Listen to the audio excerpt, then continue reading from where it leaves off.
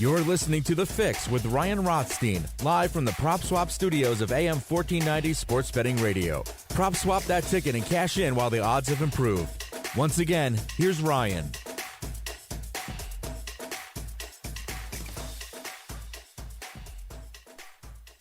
All right, welcome back to The Fix. We are live inside the Prop Swap studios of AM 1490 Sports Betting Radio. Steelers and Bengals, we are live late into the third quarter there, and the Steelers coming back, not surprised by any means, although Ryan Lindley, what the heck? 17-10 Bengals, live numbers 2.5 in favor of the Steelers, despite them trailing. Live total 40.5. So if you want to make a live bet, still plenty of time to do so. But more importantly, it's now time for our NFL Eagles insider, John McMullen, PhillyVoice.com, Sports Illustrated at SI.com, host of Extending the Play right here on 1490 every Saturday at 10 a.m.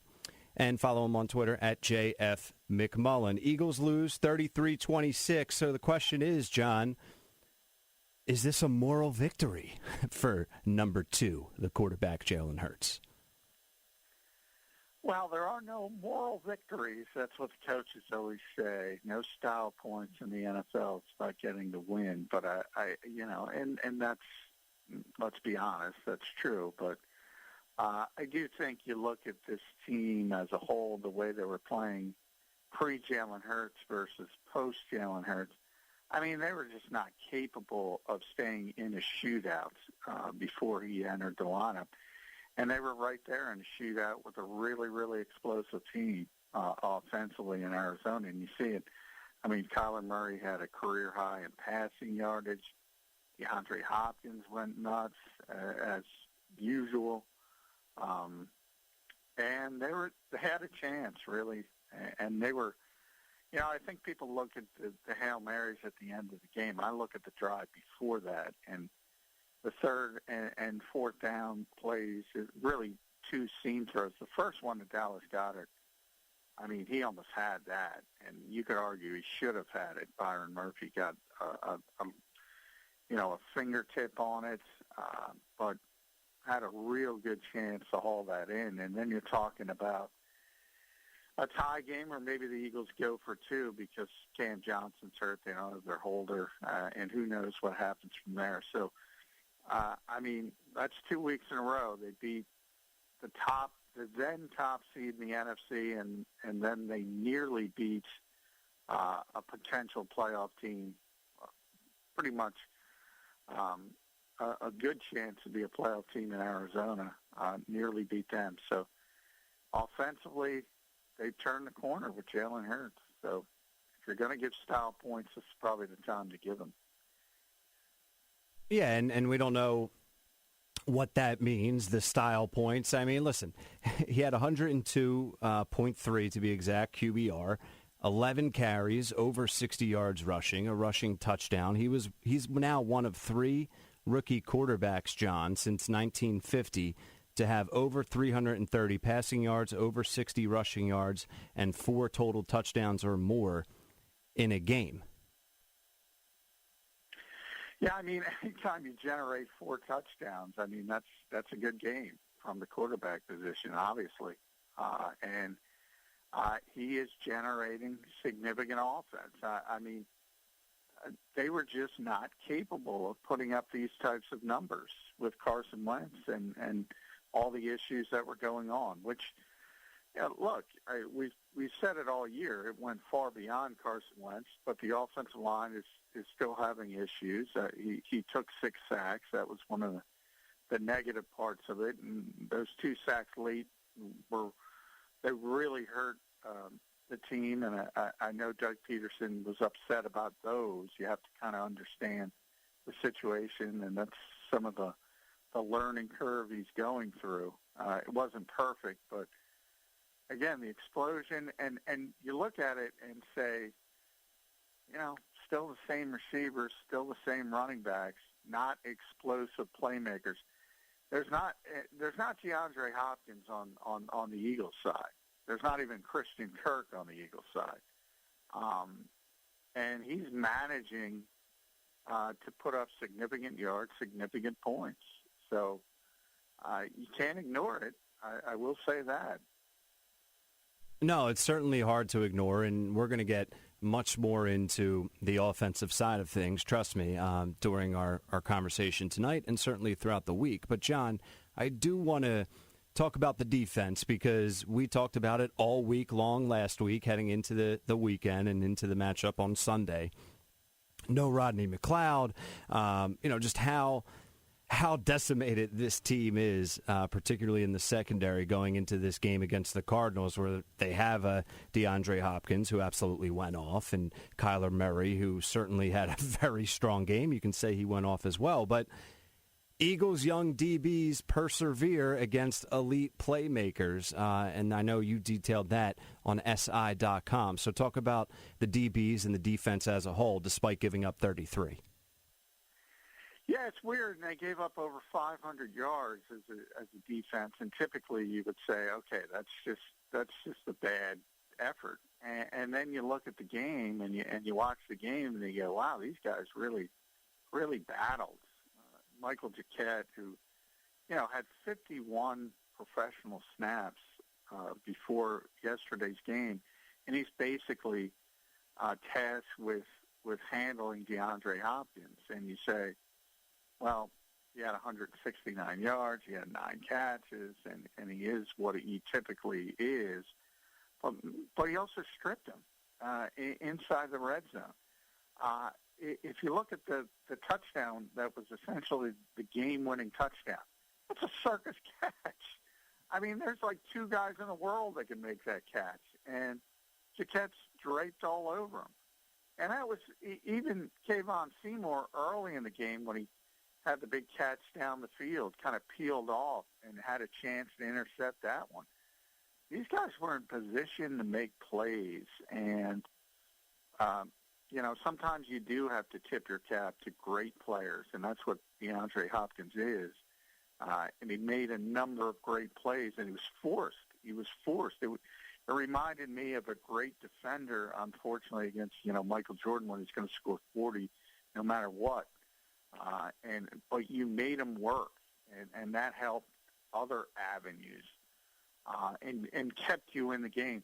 And one thing is, Arizona came into that game having no turnovers in the red zone, 0.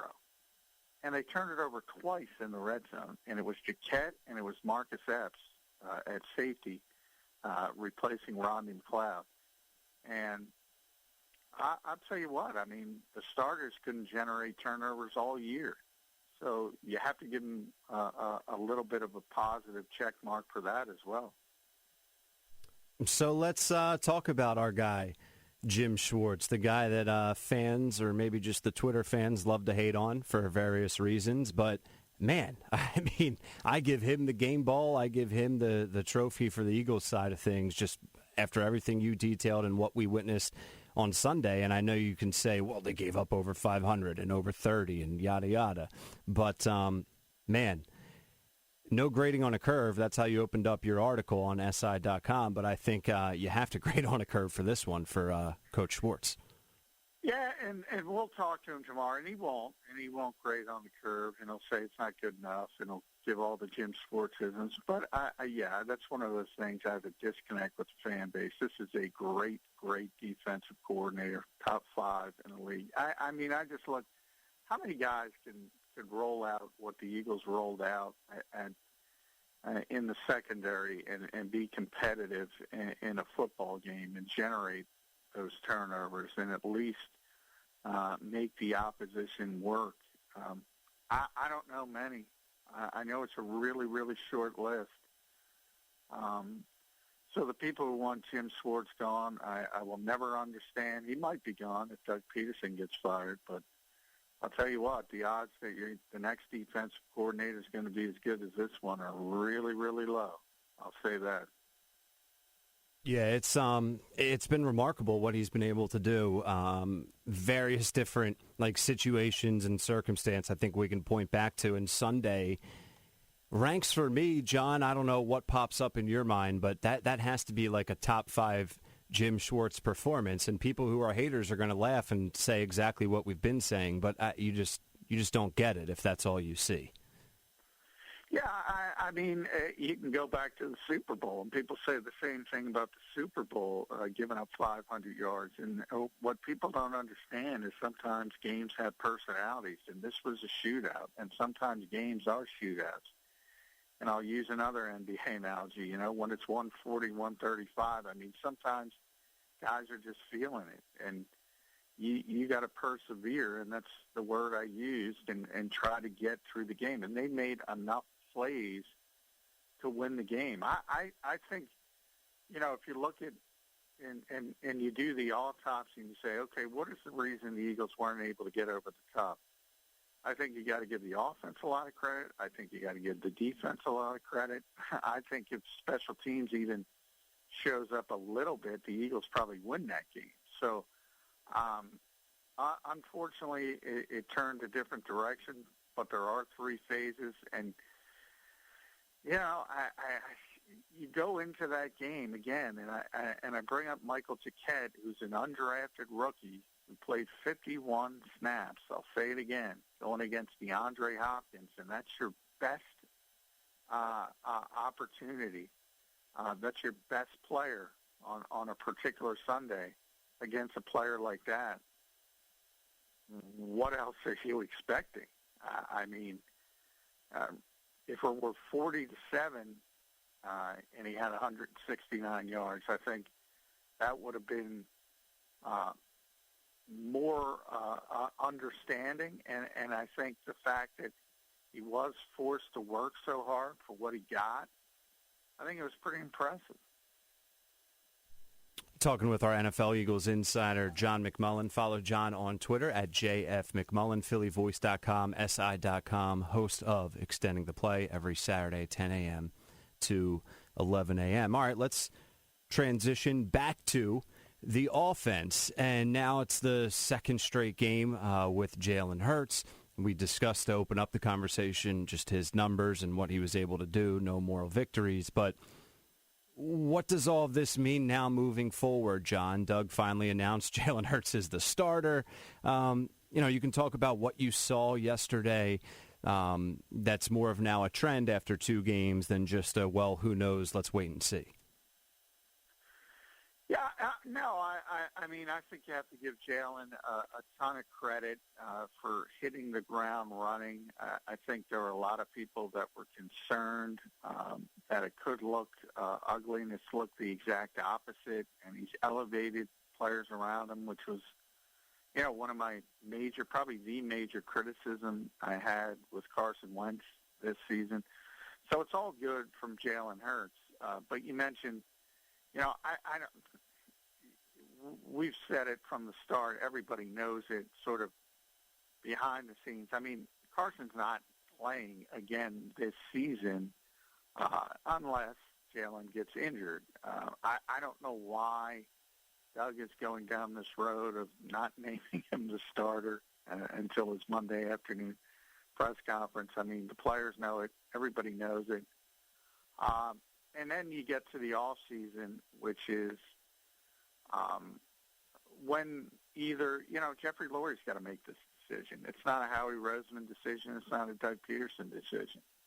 Because at the crux of it is, anytime you're going to say, all right, we're going to write off $34 million, well, you got to get the approval of the guy whose $34 million it is. So that's really what it comes down to. So, I mean, if you start talking about who's going to be the starting quarterback of Philadelphia Eagles, I think in a vacuum, Jalen Hurts has outplayed Carson Wentz. He deserves to go into the offseason as the starting quarterback. It's not in a vacuum. Again, it's not your money. It's only one guy's money. And no one else has ever said, okay, let's flush $34 million down the toilet. No one in the history of the National Football League has ever come close to that number. The record is $21 million. You got to get Jeffrey Lurie to say that if you want to move on from Carson Wentz. So This is a Jeffrey Lurie decision, and nothing about this organization, and I put this on Twitter, can move forward until he makes that decision. John, talk about the quote-unquote report that came out over the weekend saying Carson Wentz doesn't want to be here if he's not the starter. And I've been critical of Carson, but I'm like, how is this a story? I mean, no bleep. He doesn't want to be here. He wants to start. So what can you tell us? Sunday morning show story, which is basically, I mean, I try to put it in common sense terms for people. Jalen Hurts has started 2 games. He would not be happy with being the backup quarterback in this situation. Of course, Carson Wentz is not happy and wants to be the starting quarterback. Point to me one other quarterback that said, oh, I'm happy being the backup. I'm happy getting benched. I mean, it's not a story, in short, but Adam Schefter puts it out and people think it's a story. It's already been said by local people 100 times. Obviously, he's not happy. Doug Peterson admits he's not happy. But he says he's being a professional, and that's all he can ask for. Who would be happy about being benched? It's silly.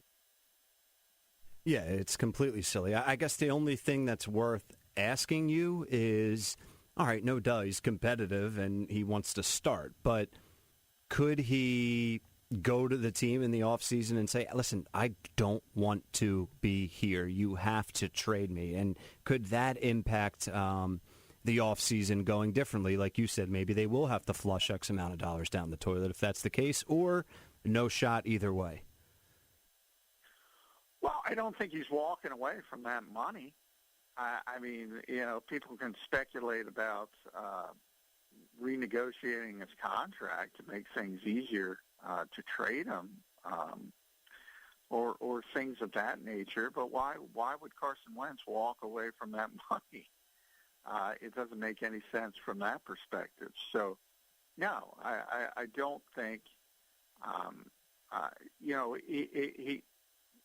The player I compared him to on another show today was Stephon Diggs, who forced his way out of Minnesota because he wasn't happy with the offense there, and he was a diva, a pain in the you-know-what to get himself out of that organization.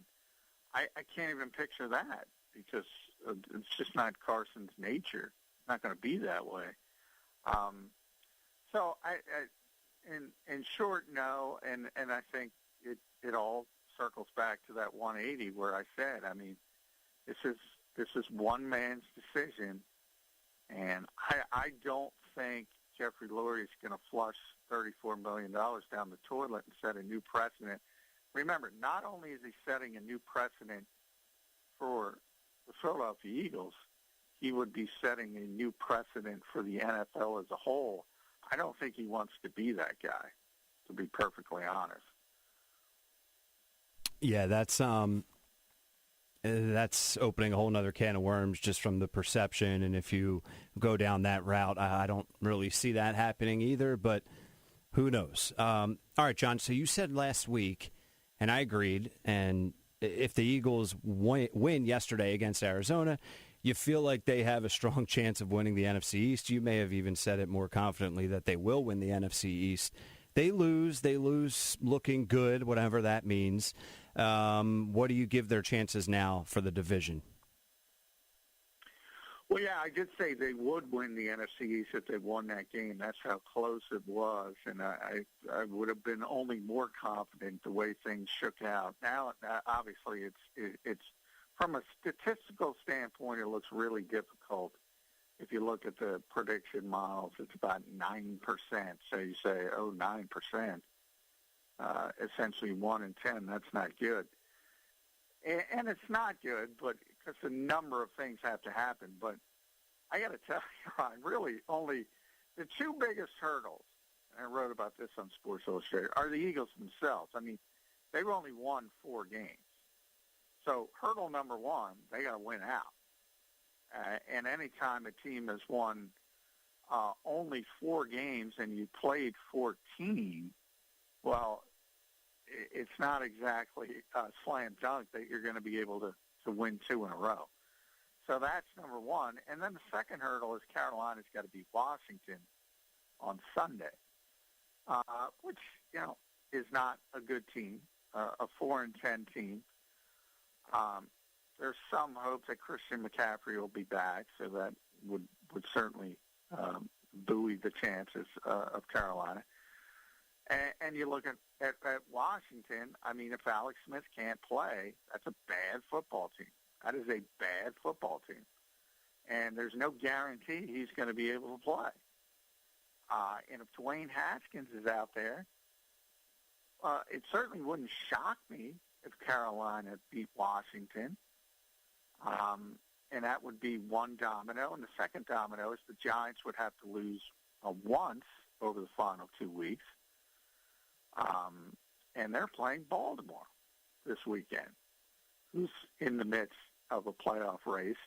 Perhaps, I would argue, still the second most talented team in the NFL behind Kansas City, even though things haven't gone as hoped for them this season. It's a really, really talented, really good team, and you don't expect the Giants to beat them in a must-win situation for them.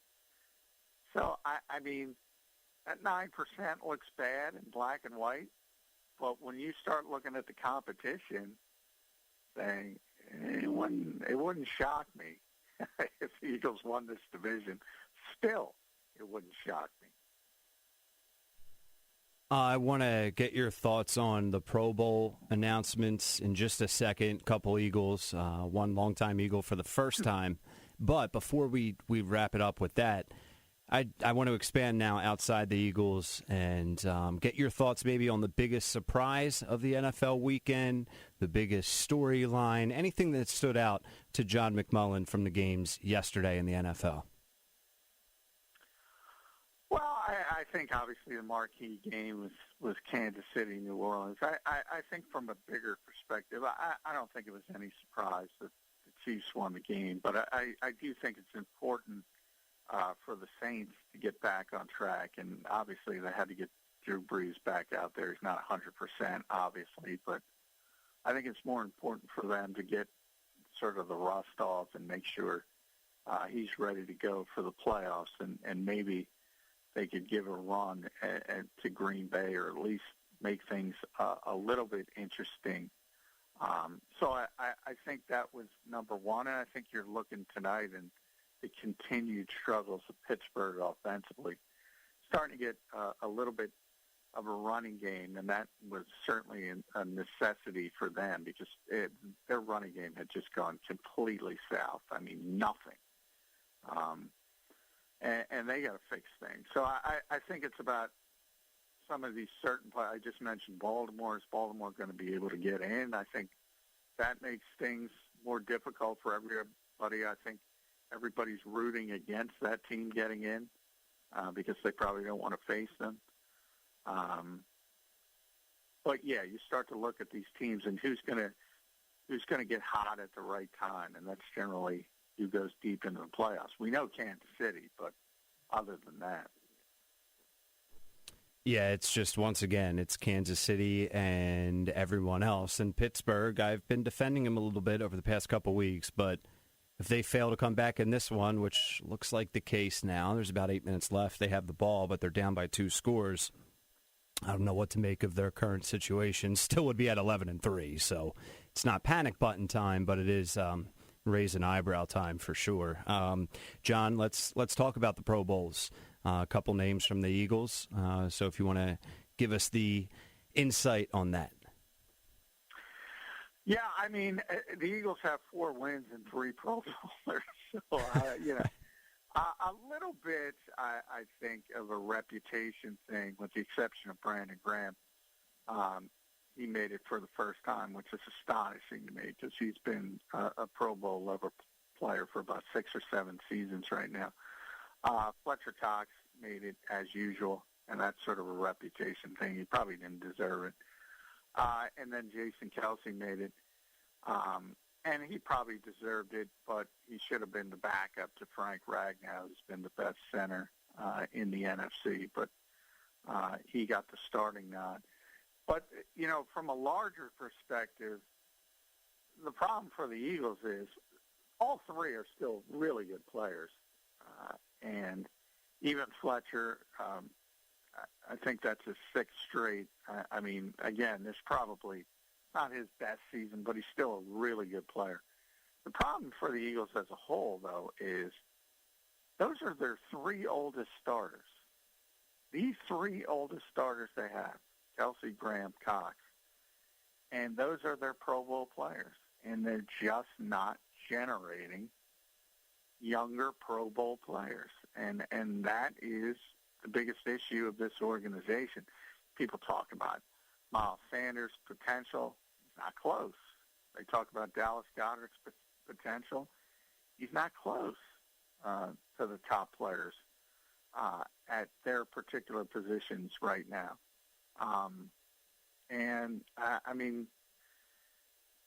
Kelsey might retire after this season. Brandon's getting older. Fletcher's getting older. You got to regenerate. You got to turn over, and the Eagles just have done a really, really bad job with that.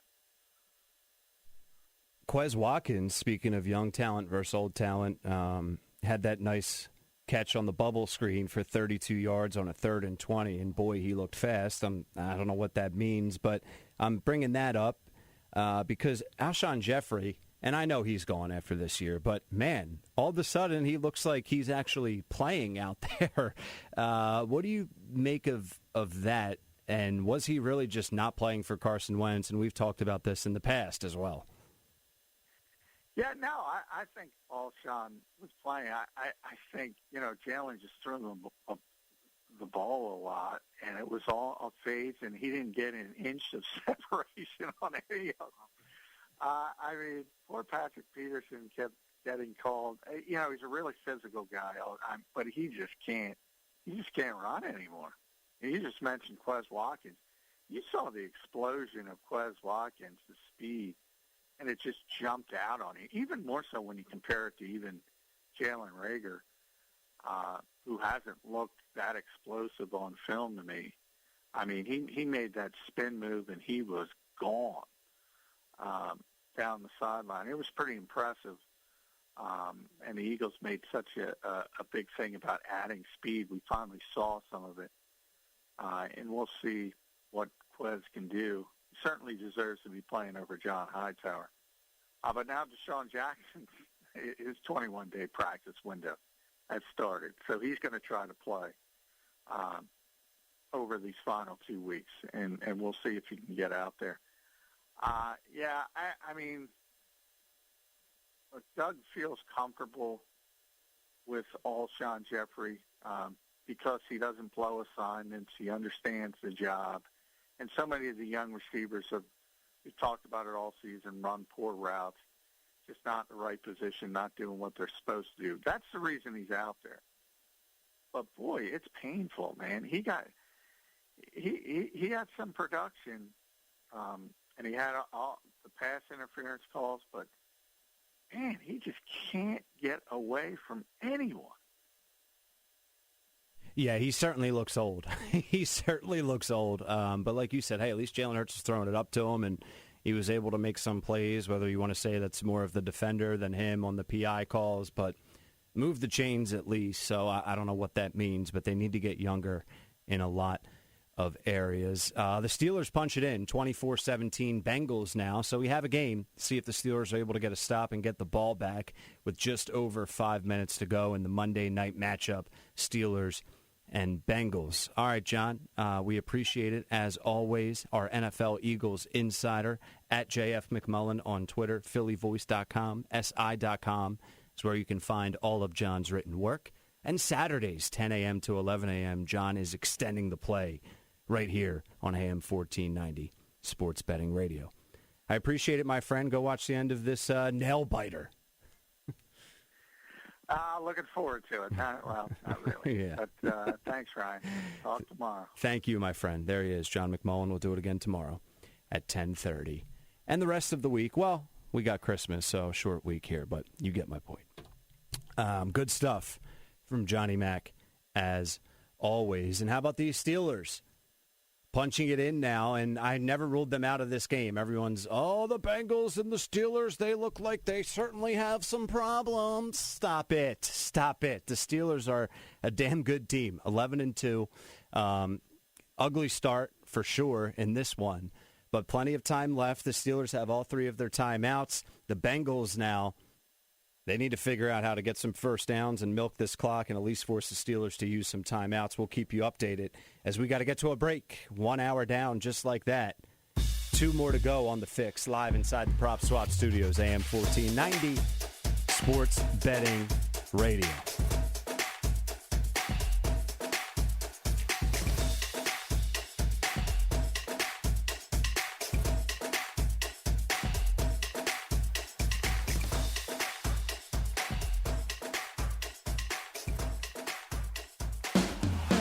You're hearing AM 1490 Sports Betting Radio. Listen online at 1490sportsbettingradio.com.